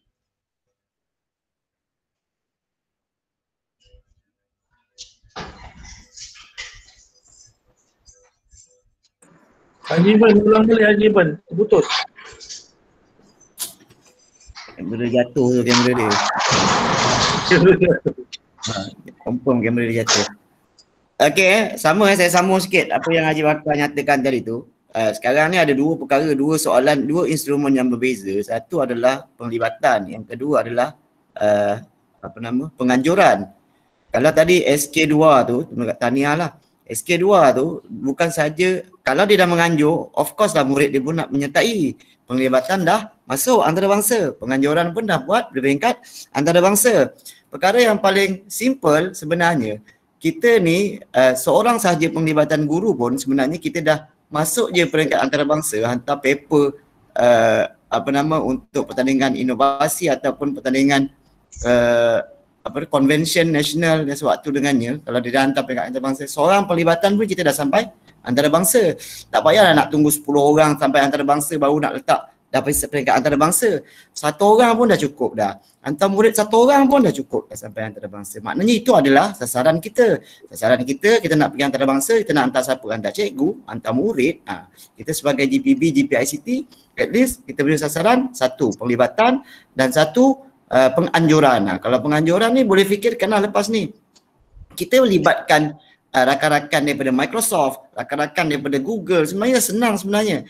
Mana-mana yang join dengan grup Wakelet dengan pendidik digital, sebenarnya mereka dah pergi abroad. Dia dah kenal dengan medal, siapa nama entah orang putih tu saya pun tak kenal. Saya pun dah belasah cakap orang putih walaupun hancur berkecai bahasa Inggeris saya. Tapi sebenarnya penglibatan kita tu dengan peringkat antarabangsa dalam semakin dekat dengan adanya penggunaan dalam talian ini. Okey Haji Ban, sambung. Okay. Terima kasih Cik Fitri. Okey, ada apa-apa soalan lagi sebelum saya sambung? Ya saya. Mana-mana rakan-rakan guru kalau nak bertanyakan soalan sampul je terus Ya betul. Okey. Okey, saya teruskan. Okey, itu yang berkaitan tadi dengan KBB. So yang ni akan saya kemas kini dari semasa ke semasa, sebab apa yang saya nampak tadi, apa yang Cik Fitri bentangkan, kelemahan kita dah bertukar. Daripada kluster B ke pimpinan berwawasan, kita dah kelemahan kita dah pergi kepada tadi kluster E. Okey, so saya akan update dari semasa ke semasa untuk sama-sama saya ataupun kami di peringkat SSTP dan rakan-rakan saya di USTP untuk bimbing tuan-tuan dan puan-puan kerana ini merupakan peranan kami untuk tuan-tuan dan puan-puan. So jangan nampak nanti kalau puan datang ke kunci gate pesan dengan guard kunci gate, kalau USTP datang tak, jangan risau, kami datang nak membimbing. Okey, so itu berkaitan dengan instrumen bimbingan tadi. Sekali lagi saya jelaskan, jangan anggap bimbingan ini untuk kami dapatkan data semata-mata, tetapi bimbingan ini juga akan perlu menjadi KPI tuan-tuan dan puan-puan untuk tuan-tuan dan puan-puan capai. Okey, so seterusnya okey, saya masuk ke analisa SSQS Johor. Okey, tadi Encik Fitri dah bentangkan sedikit berkenaan dengan secara mendalam di peringkat tuan-tuan dan puan-puan di peringkat daerah Kota Tinggi itu sendiri. So saya akan pergi secara lebih besar lah. Tuan-tuan dan puan-puan boleh lihat di mana kedudukan daerah tuan-tuan dan puan-puan selepas ini. Okey, so untuk makluman dan tuan-tuan dan puan-puan, okey, KPI SSQS pada tahun lepas, tahun 2020 di peringkat negeri Johor, kita mensasarkan untuk mencapai purata peratus melebihi 65% dan juga purata bintang 3.7 bintang ke atas. Dengan TOV pada tahun 2019 adalah 62.91% dan bintang kita capai pada tahun 2019 adalah 3.61. So kita mensasarkan daripada 62 pergi ke 65%. Daripada 3.61 bintang pergi ke 3.7 bintang. So itu adalah KPI kita. Nampak? So kita mempunyai hala tuju yang jelas. Yang ni yang kita nak di peringkat sekolah pun sama, mempunyai hala tuju yang jelas. Jelas SSQS tuan-tuan dan puan-puan nak bawa ke mana? Sekolah tuan-tuan nak bawa ke mana? MIE ke, Google Certified ke, sebagai contoh. Juara bola sepak ke, tak kisah. Tetapi tuan-tuan dan puan-puan mempunyai hala tuju yang jelas. Okey. Kemudian sasaran kita, keputusan realitinya pada tahun lepas SSQS 2020 kita hanya mencapai 63.12% dengan bintang 3.64 bintang. Okey, maka tidak mencapai apa KPI kita, tidak mencapai apa sasaran kita. Walau bagaimanapun saya mengucapkan syabas, tahniah dan terima kasih kepada tuan-tuan dan puan-puan kerana masih lagi berlaku peningkatan walaupun sedikit daripada 62.91 kepada 63.12%. Berlaku peningkatan tetapi peningkatan tersebut tidak mencapai kepada sasaran kita. Macam biasalah, kita hanya mampu merancang, Allah menentukannya. Okey. So, untuk tahun 2019 Johor berada di tangga yang ke-10. Okey. Tetapi pada tahun 2020 berlaku sedikit peningkatan, kita berjaya menewaskan Selangor, Perak dan Perlis untuk kita tingkat ke tangga yang ke-7. Sebenarnya tak adalah kita berjaya sangat, tetapi Selangor, Perak dan Perlis ni sebenarnya jatuh. So kita ambil kesempatan tu untuk kita panjat diorang. Okey. So ini adalah kedudukan ataupun pencapaian PPD seluruh Johor. Kita ada 4 PPD yang meningkat purata bintangnya, iaitu PPD Batu Pahat, Johor Bahru, Pasir Gudang dan juga PPD Kulai. Saya menjangkakan sebenarnya daripada hati kecil saya ni lah, saya luahkan pada tuan-tuan dan puan-puan. Okey, saya menjangkakan PPD Kota Tinggi sepatutnya melonjak naik menjadi 4 bintang pada tahun ini. Tetapi dengan rasa sedihnya tuan-tuan dan puan-puan jatuh daripada 3.81 menjadi 3.48. So tahniah saya ucapkan kepada USTP PPD kerana mengambil langkah awal melaksanakan postmortem ni untuk kita sama-sama untuk kita sama-sama verify ataupun kenal pasti apakah kelemahan kita untuk kita perbaiki pada tahun ini, insyaAllah. So saya harapkan pada tahun ini PPD Kota Tinggi dapat meningkatkanlah semula kerana saya percaya sebab Kota Tinggi ni dia punya pelaksanaan pendidikan digital dia agak kuat, tetapi kemungkinan seperti mana yang saya sebut tidak menyeluruh, tidak sampai ke akar umbi. So adalah menjadi tanggungjawab tuan-tuan dan puan-puan sebagai orang kanan kepada pentadbir sekolah untuk membantu sampaikan perkara-perkara seperti ini supaya mereka semua masak ranum tentang perkara-perkara ini. Okey. So 6 PPD jatuh purata bintang termasuklah PPD Kota Tinggi, 1 PPD kekal iaitu PPD Mersing. Okey, so untuk tuan-tuan dan puan-puan lihat pencapaian SSQS, tuan-tuan dan puan-puan boleh lihatlah di bit.ly, ambillah ni untuk tuan-tuan perempuan lihat pencapaian daripada tahun 2018, 2019, 2020. Kita menggunakan trend supaya tuan-tuan dan perempuan dapat kenal pasti apakah sebab naik dan turun pencapaian tuan-tuan dan perempuan. Sekiranya saya hanya memaparkan dashboard SSQS pencapaian pada tahun 2020, tuan-tuan sudah pasti tidak dapat mengenal pasti di manakah kelemahan, di manakah kekuatan tuan-tuan dan perempuan. So dengan adanya trend, tuan-tuan boleh kaji kenapa naik, kenapa turun. So tuan-tuan dan perempuan boleh buat verifikasi, buat postmortem untuk kenal pasti apakah kelemahan-kelemahan sebenar di peringkat sekolah tuan-tuan dan perempuan. Okey, so sekali lagi untuk hala tuju kami pada tahun 2021, cadangan kami adalah untuk mengekalkan sasaran 65% pada tahun 2021, dan tahun lepas pun tak capai, hanya mencapai 63.12. So kalau tuan-tuan dan perempuan lihat sasaran 65% ini sudah pun berada di carta pada tahun 2019 lagi. So maka dekat sini saya dapat kenal pasti 65% ni amatlah liat dan keras untuk dipecahkan. So saya harap pada tahun 2021 ni kita berjayalah memecahkan purata peratus 65%. Kalau lebih baik kalau dapat 70 ke atas pun lagi bagus. So tapi sasaran saya tak naklah harapan tinggi melangit, nanti jatuh lagi sakit. So saya sediakan lagi, kekalkan lagi sasaran kita sebanyak 65%. Dengan purata bintang 3.92. Okey, so seperti tahun lepas, kami tak berputus asa untuk melaksanakan Jerewara. Cuma strategi Jerewara pada kali ini akan sedikit berbeza berbanding tahun lepas. Kalau tahun lepas kita memanggil secara berkelompok sekolah-sekolah sasaran kita, sasaran yang pertama sasaran untuk capai 5 bintang. Dan kekalkan 5 bintang. Sasaran yang kedua adalah sekolah-sekolah 3 bintang supaya tidak tergolek jatuh ke 2 bintang. Tetapi pada tahun ini kita ubah sedikit strategi Jerewara di mana saya, SSTP, Cik Fitri, saya dan beberapa rakan yang lain akan sama-sama PPD, USTP PPD untuk ke 2, 3, 4, 5, 6 buah sekolah sasaran. So kalau nampak muka saya dan Cik Fitri berada di sekolah tuan-tuan dan perempuan, bermaksud sekolah tuan-tuan dan perempuan adalah sekolah sasaran. Jangan berkecil hati, jangan kunci gate, bukalah pintu bagi kami masuk untuk kami bimbing sama-sama tuan-tuan dan perempuan. Okey, so yang ni untuk IQPSS. Okey, untuk pengetahuan tuan-tuan dan perempuan, sampaikan juga kepada rakan-rakan GPM, ingat jangan bekerja Lone Ranger, bekerja sebagai Power Rangers. Sampaikan berkenaan dengan IQPSS Johor. So pencapaian IQPSS Johor boleh dilihat di bit.ly/IQPSS Johor 2020. Okey, so soalan saya, di manakah kami dapatnya data IQPSS ini?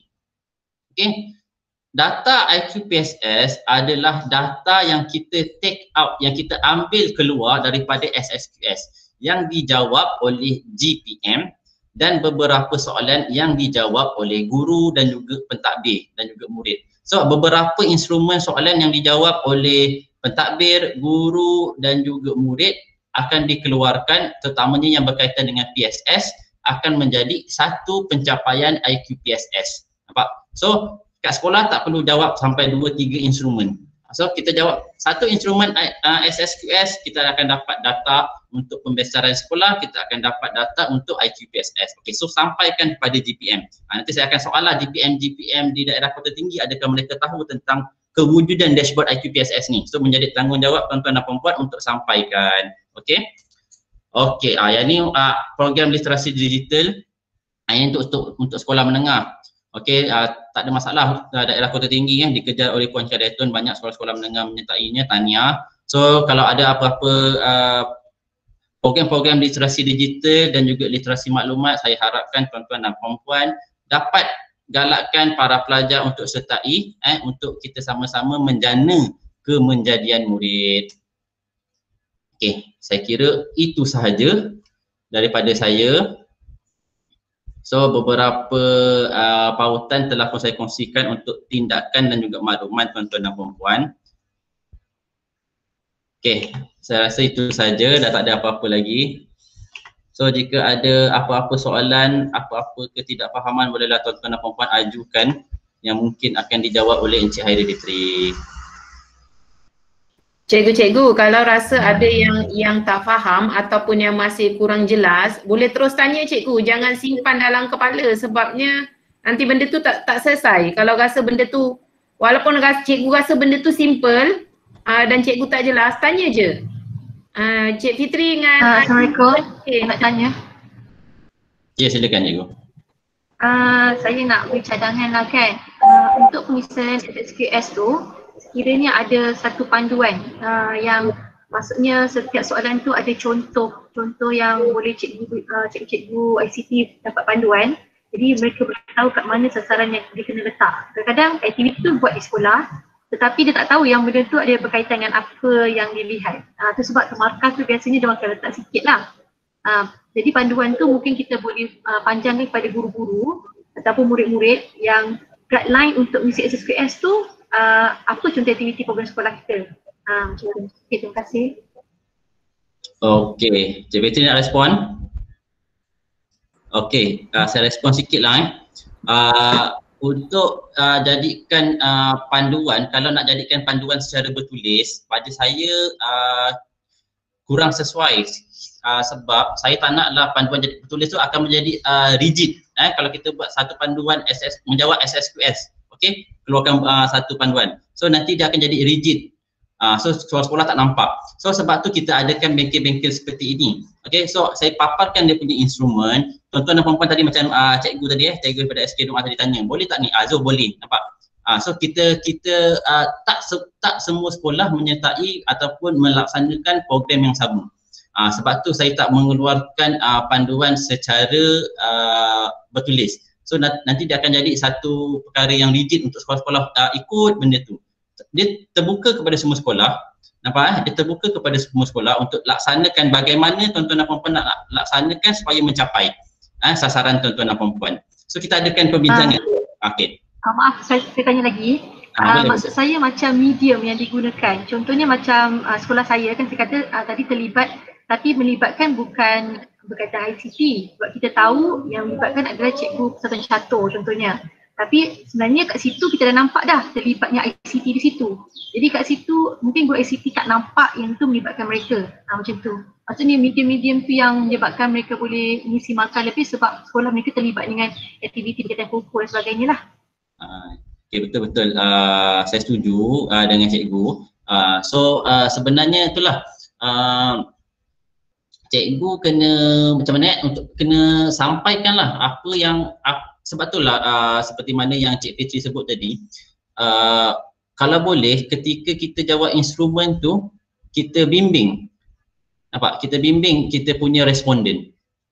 So orang kanan ni lah guru ICT, GPM yang perlu bersama-sama dengan responden. Kalau responden tersebut adalah pengetua guru besar, so tuan-tuan dan puan-puan bimbing. Okay, yang ni kita dah laksanakan tuan, ini. So kita bimbing pada saat dan ketika tu. Kita jangan beri secara kosong je lah kepada kita punya responden untuk mereka jawab. Adik, maksudnya macam gini sebenarnya. Boleh kumpulkan, ini macam pengalaman saya sewaktu di Pasir Gudang lah. SMK Ulu Tiram, dia punya penarahan bintang dia memang 5 bintang. Tapi dengan cara pengetua dia setkan satu masa, responden yang menjawab tu dia jawab sama-sama tau. Okey, dia buat sama-sama, jadinya benda tu dia akan jadi cantik, result tu akan jadi cantik. Jadi mana yang tak faham, time tu juga dia orang bincang, kemudian dia akan jawab. Dekat situ akan dapat keputusan yang sangat baik lah dekat situ. Bila jawab sendiri-sendiri, itu yang timbulnya orang ni buat lain, dia tak jelas tahu benda tu. Jadi langkah yang terbaik bila nak buat SSQS pada saya lah, kumpulkan responden ni dan buat bersama-sama. Contoh buat dalam makmal komputer, buat sama-sama. Kalau time budak, kumpulkan budak semua, okey buat. Kan time cikgu dengan pentadbir, kumpulkan setempat. Tu pandangan saya lah, dia akan jadi kita akan dapat keputusan yang sangat cantik lah kat situ. Betul. Yang tu memang saya setuju. Sama juga dengan macam kalau kita dapat surat untuk pengauditan bagi SKPMG 2. Okey, mana ada kita orang buat seorang-seorang, mana ada JPK buat seorang-seorang. Dia panggil semua cikgu-cikgu sebab evidence pada cikgu-cikgu. Begitu juga dengan SSQS, responden pada rakan-rakan guru. Jadinya dan juga daripada murid-murid kita kena panggil, kena maklumkan, kena buat satu taklimat ataupun waktu pengisian tu sama dengan kalau SKPMG 2, waktu kita pengumpulan evidence tu, waktu itulah kita kumpul ramai-ramai, membawang sekejap sambil-sambil makan keripik, susun semua sebelum datang jabatan audit daripada jemaah nazir. Sama juga macam SSQS. Okey, kita kumpulkan ramai-ramai kawan-kawan kita, rakan-rakan guru, pentadbir dan sebagainya dengannya. Okey, soalan sekian apa, soalan sekian apa, soalan sekian apa yang kita pernah buat. Kita buat flashback balik, muhasabah balik apa yang kita dah buat tahun 2021. Okey, tanda 4, 5 dan sebagainya dengannya. Termasuklah kokoh, HEM dan juga pentadbiran ataupun akademik. Itu saja daripada saya. Okay, terima kasih Cik Petri. Menjawab soalan Cikgu. Ya, terima kasih. Cikgu Zulina, macam SK2, kita tahu memang sekolah tu ICT dia memang sangat bagus sebenarnya, tapi kenapa tak mencapai lagi tahap 5 bintang? Mungkin itulah daripada segi kefahaman berkaitan pengisian SSQS. Lepas ni mungkin boleh bincang dengan pentadbir dan guru-guru, maksudnya setkan satu masa buat sama-sama macam Cik Fitri cakap tadi. Kat situ sebenarnya lagi berkesan, cikgu kena fahamkan pengetua ataupun guru besar supaya dia boleh maklumkan kepada GBK untuk cikgu kumpulkan. Sebab kalau kita yang nak mengeluarkan arahan kepada rakan-rakan lain memang agak susah sebenarnya. Dan cikgu kena maklumkan juga pada pentadbir guru besar atau pengetua, jika SSQS sekolah cikgu makin lama makin turun, nanti guru besar dengan pengetua kena jawab. Sebab macam dia orang tidak mengikuti sekarang ni pendidikan digital lah, maksudnya dia orang tak ambil tahu dekat situ. Tak apa, ugut sikit pun tak apa cikgu, kan Cik Fitri? Ugut sikit. Kalau tak gitu dia orang buat sambil lewa lah, dia menyerahkan bulan. SK2 tak faham SSQS, nak kena guru besar dia. Itu sama tu, SK2 katuk je guru besar dia tu. Saya dah berapa kali SK2. Cik hantar studio ke situ. SK2 tu guru besar tu baru, yang kita yang 20 yang keputusan tu guru besar pentadbir lama Cik. Sian. Okey. InsyaAllah Cik. Sebenarnya macam ni cikgu, sebenarnya macam ni apa yang saya nampak lah. Apa yang saya nampak kenapa kita jatuh pada tahun lepas. Dan kita buat SSQS tu, kalau cikgu ingat, masa tu kita sedang cuti PKP. Jadi dan saya lihat responden daripada murid-murid tu yang membuatkan kita punya bintang jatuh. Sebabnya tak ada guide daripada guru-guru. Okey. Apa yang pernah saya buat bersama dengan Cik Buang, tim PKG Warna Emas, kita orang akan panggil Cik Buang tu. Waktu bila kita nak buat SSQS tu, kita akan panggil dia. Kita buat bersama-sama dengan dia. Jadi tahun lepas saya nak buat di PKG Bandar Mas, di bawah PKG Bandar Mas, jadi tak boleh nak buat sebab kita sebagai pegawai pun tak boleh masuk sekolah kan. Dan cikgu-cikgu pun tak ada kat sekolah, murid pun tak ada kat sekolah. Apa yang kita nampak tu kenapa kita jatuh pada 2020 tu sebabnya ialah tak ada guide lah. Itu je. Jadi 2021 ni kita kena bangun tau, jangan jatuh lagi. Sebab 2021 ni insya-Allah kot kita banyak menuju ke arah ICT sebenarnya, sangat banyak sebenarnya. Jadi kat situ dah membantu untuk SSC. Dah boleh prepare kot, STP dah boleh prepare get video kot, pakai video. Kita keluarlah muka video. Nanti kita minta guru besar SK2 yang buat. Yes. Boleh tu. Betul buat video. Video penerangan kan, nanti boleh pakai. Yalah, studio kat sana tu.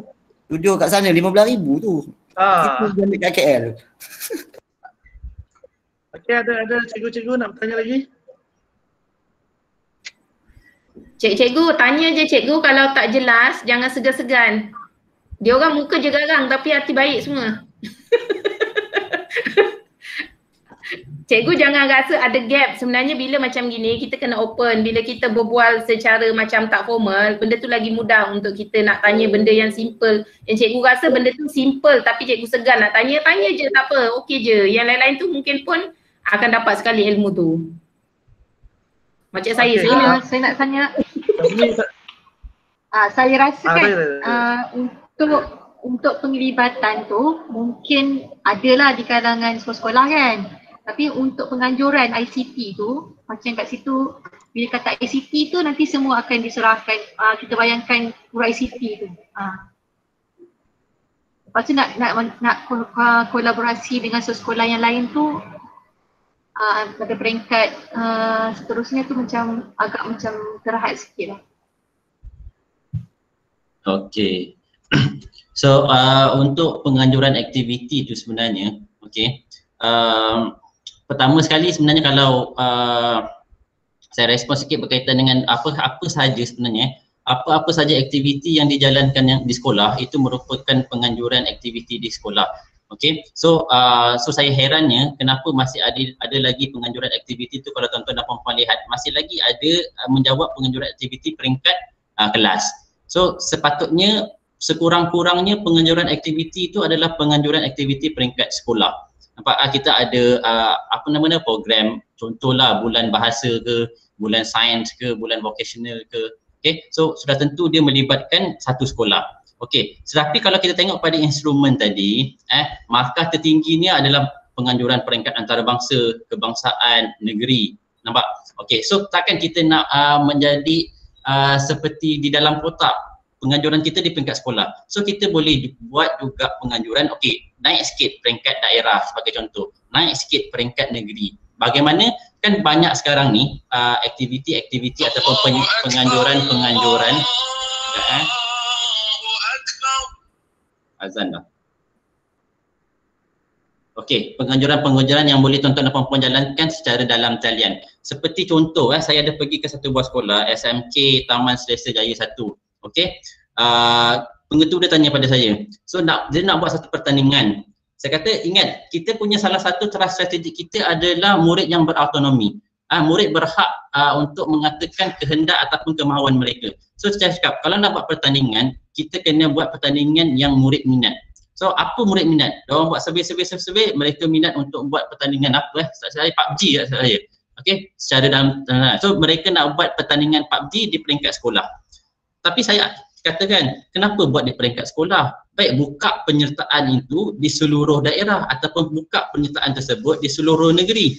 Nampak? Bila dia buka penyertaan di seluruh negeri, automatically sekolah tuan-tuan dan puan-puan mengadakan aktiviti peringkat negeri. Okey, itu contoh. Nampak? Kerana apa? Kerana pertandingan dalam talian. Kenapa kita nak buat peringkat sekolah je? So kita buat peringkat negeri. Nampak? So sekolah-sekolah daripada daerah lain, sekolah-sekolah daripada negeri boleh masuk. So tuan-tuan dan puan-puan secara automatik dapat pertandingan peringkat negeri. Itu sebagai contohlah sekolah yang saya pergi. So tak semestinya PUBG, ada lagi pertandingan-pertandingan. Mungkin tuan-tuan dan puan-puan nak buat pertandingan bercerita, pertandingan pidato dan sebagainya. Kenapa perlu adakan di peringkat sekolah? Dalam keadaan sekarang ni kita amat menekankan penganjuran aktiviti secara dalam talian. Nampak? So tuan-tuan dan puan-puan boleh war-warkan ke daerah. Contoh, minta rakan-rakan di PBD war-warkan, promosikan pertandingan tuan-tuan dan puan-puan. So ada je penyertaan daripada sekolah-sekolah di daerah tuan-tuan dan puan-puan. So automatically penganjuran tuan-tuan dan puan-puan adalah penganjuran peringkat daerah. Itu sebagai contoh lah. Okay? Cikgu, walaupun kata kita buat dia di kategori peringkat daerah tetapi bukan melibatkan banyak sekolah. Contoh kita invite dalam 10 sekolah untuk masuk pertandingan tu ataupun 5 lah. Kalau 10 tu macam banyak kan. 5 sekolah. Tu dah dikira peringkat daerah juga cikgu. Maksudnya kita ambil sekolah-sekolah sekitar untuk kita ajak join. Syarat BSKK bagi pelibatan tahap negeri, kebangsaan dan antarabangsa sekurang-kurangnya ada 3 pasukan berlainan. Contoh kalau antarabangsa 3 negara, kebangsaan 3 negeri, peringkat negeri ada 3 daerah. Macam tu.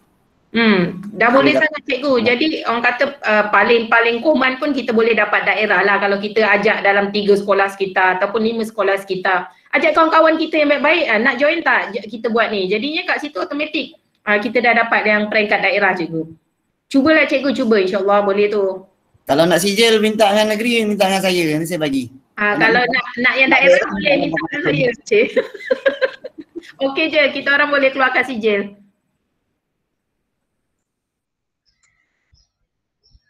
Okey, ada lagi cikgu rasa nak tanya yang masih kurang jelas? Harap-harap tahun ni kita akan meningkat baliklah. Kita akan bangun dari jatuh yang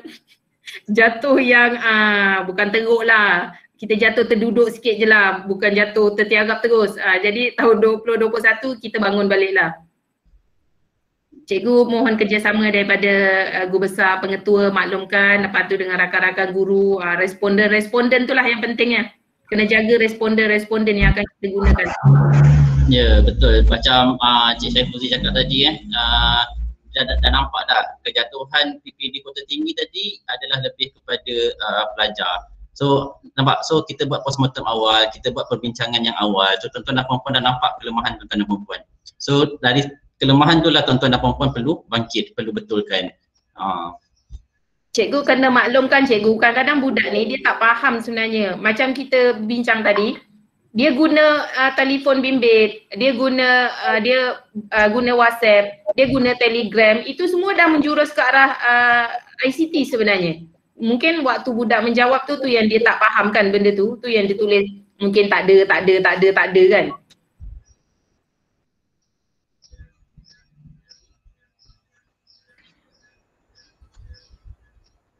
Tak ada lagi soalan jika tiada, saya rasa itu saja daripada saya. Saya serahkan semulalah kepada Encik Saifuzi. Okey, terima kasih kepada Tuan Haji Waka.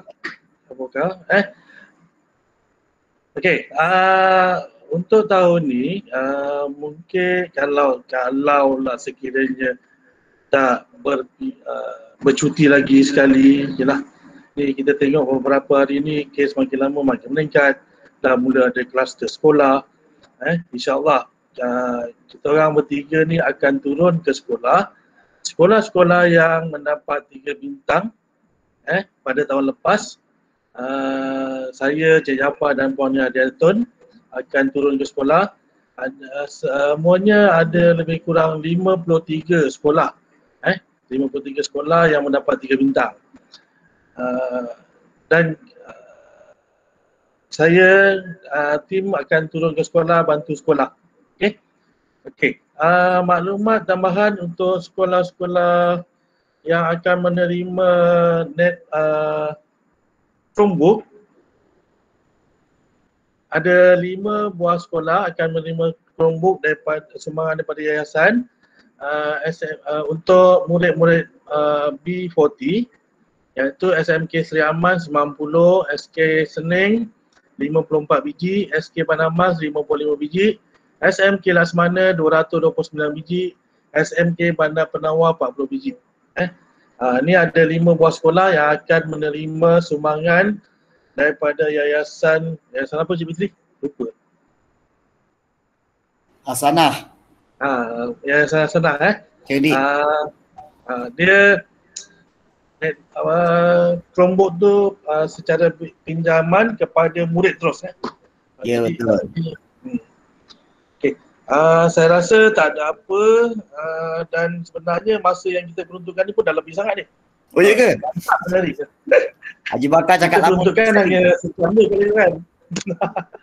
Saya agaknya dia orang ni seronok.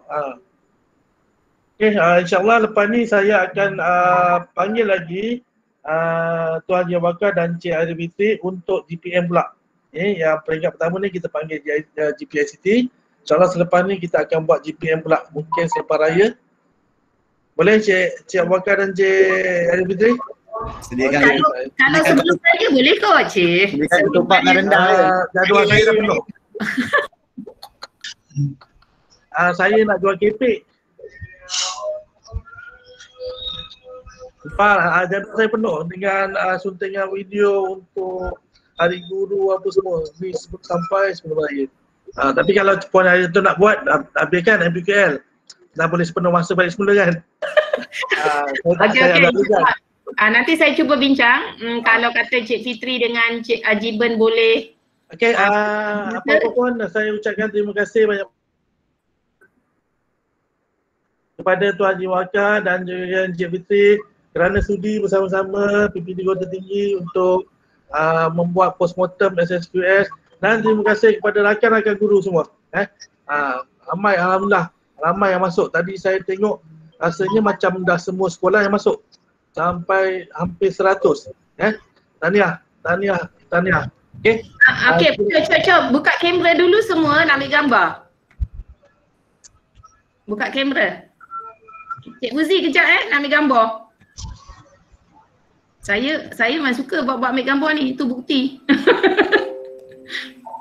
Evident. Harap-harap rakan-rakan boleh buka. Kan handsome, comel-comel semua. Tapi semua tak ada. Nampak tak muka saya? Nampak tak? Oh, nampak yang handsome dan kacak itu. Raimi paling kacak. Hei, siapa cakap tu? Okey. Stand by saya snap gambar sekejap. Okey. Ada lagi yang tak buka ni. Ada yang okey. 1, 2, 3. Okey, senyum. 1, 2, 3. Freestyle. 1, 2, 3, 1, 2, 3, 1, 2, 3. Okey. Terima kasih atas kerjasama. Terima kasih. Jumpa lagi. Assalamualaikum. Assalamualaikum. Selamat berpuasa. Terima kasih. Terima kasih semua dah selamat berbuka. Jangan makan tengah hari, Cik. Yang tak berpuasa lah. Okey, terima kasih. Cik Fitri dan juga Assalamualaikum. Salam. Jangan lupa isi kehadiran pada link. Nanti saya akan masukkan ke dalam grup juga. Kehadiran untuk hari ini ya rakan-rakan.